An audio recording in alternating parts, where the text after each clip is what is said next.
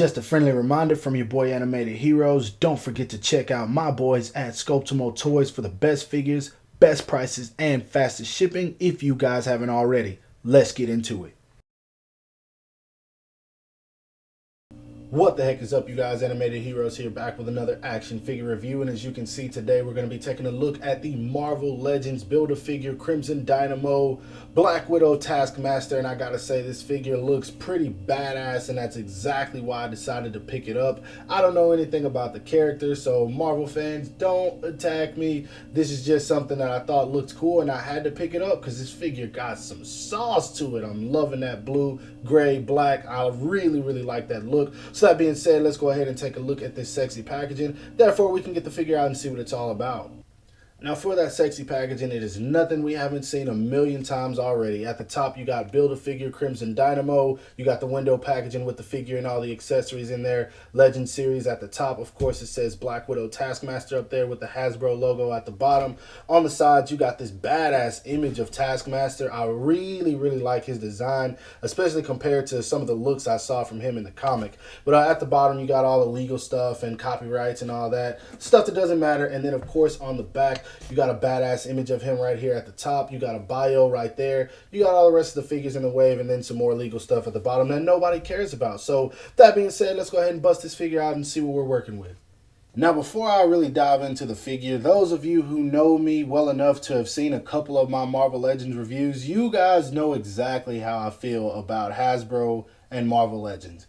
I do not buy a lot of these. They have to really look cool and come with a decent amount of accessories in order to catch my attention. But this guy caught my attention before he released, and now that I have him in hand, I just gotta say that this figure is nice. This is some of the best work I've seen done by Hasbro, in my opinion. Now, of course, I hadn't got to the articulation yet, but they usually never fail in that department. But man, I've had this guy sitting on my shelf. I should have reviewed it weeks ago, but I've just been too lazy. And so normally that's what helps me bust a figure out of the package, deciding to sit down and review it. So that's the main reason I'm even reviewing this, because I know everyone's probably already seen it. But on to the figure itself, man. It kind of gives me that Deathstroke look, and I know it's DC, don't worry about it, it's just a comparison, and that's because of the look, just the orange and blue, and the fact that he comes with all these crazy weapon accessories. It gives me that vibe, and maybe that's something that I really like about it. But as you guys can see, this figure is clean. The back looks very plain, but the front of the figure, you have a whole bunch of different blues going on. The orange, the mask has a whole lot of detail in it. I really like the shades that he's got on. The hoodie, there's a bunch of different paints all over it. I mean, this figure is dope. And what's even better, for the most part, it seems pretty clean. Granted, there's a couple of areas on the hoodie that look a little wonky, but the rest of it is phenomenal. And the fact that he's loaded with accessories makes me even more excited for this figure. I really think I'm gonna enjoy it. But not to talk on that too long, let's go ahead and put this guy back so we can see how tall he stands, and we can move on with the review. I'm going to make this one quick.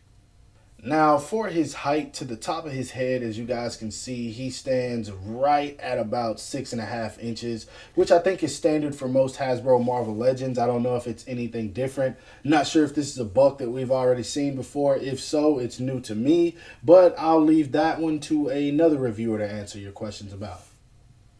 For that articulation, I've actually played with the hoodie. I don't think it's meant to come off of the head. He doesn't really look up at all, doesn't really look down much at all either. You can get a little bit of tilt, and of course you can turn it left and right. The hoodie just kind of follows the head. I tried to pull it off, and it's basically attached to it. It's probably glued in, I'm not sure. But as far as his arms go, they go out about that much. He does have a slight butterfly joint. It's in there, but it's like not effective at all.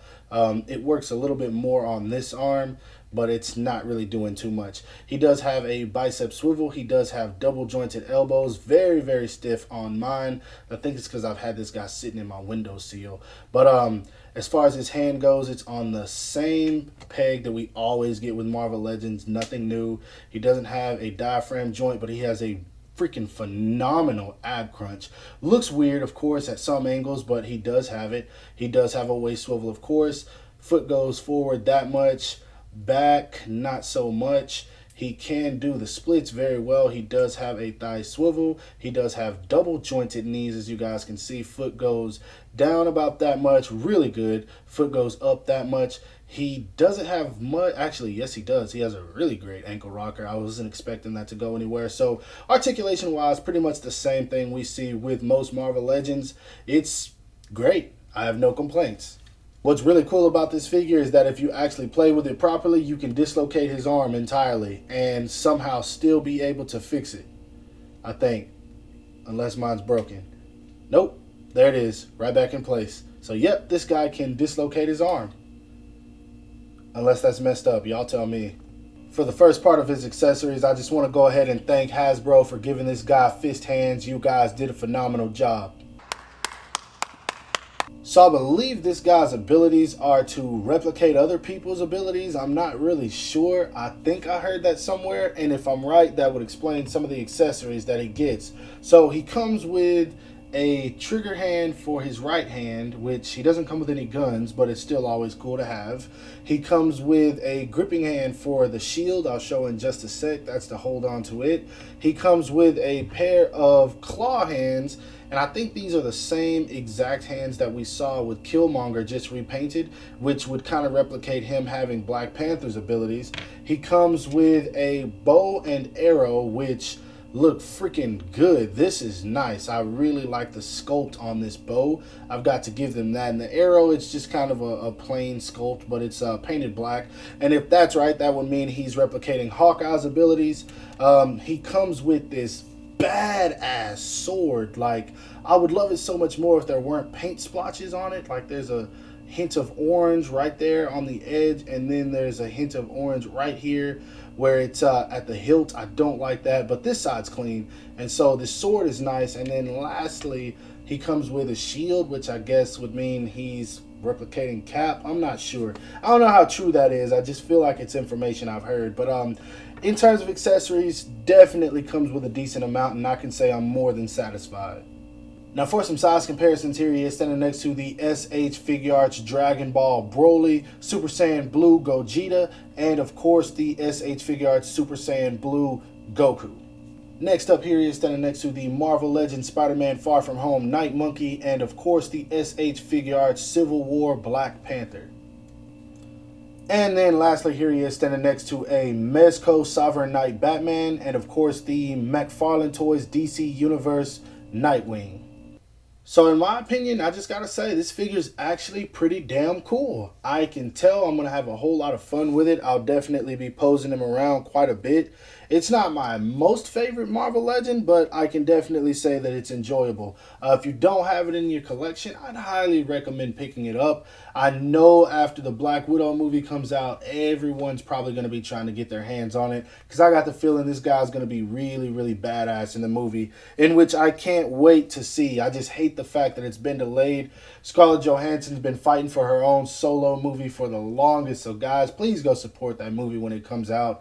I'm not even the most excited about seeing it, but I'm still going to go watch it, just because for everything she's done for the Marvel Universe, she definitely deserves it. And so I'm looking forward to see what this guy brings to the table as a villain. But overall, this is just a little quick review I decided to put together. There won't be any pictures or anything like that at the end, since I'm already late reviewing this figure. But yeah, if I had to rate it, I'd give it a solid 9 out of 10. Guys, go pick it up if you can find it. This guy should be everywhere by now, and for me, he wasn't too difficult to find. And if I have it in my city, you guys should have it as well. So that being said, that's my review of the Marvel Legends Black Widow Taskmaster. Hope you guys enjoyed it. If so, don't forget to give this video a thumbs up. That always helps me out. Subscribe to my channel if you haven't already for more content, and make sure to hit that bell icon to be notified whenever I upload new videos. And lastly, follow me on everything you see listed in the description below to keep up with my activity outside of YouTube. You guys take it easy and have a great rest of your day. Peace.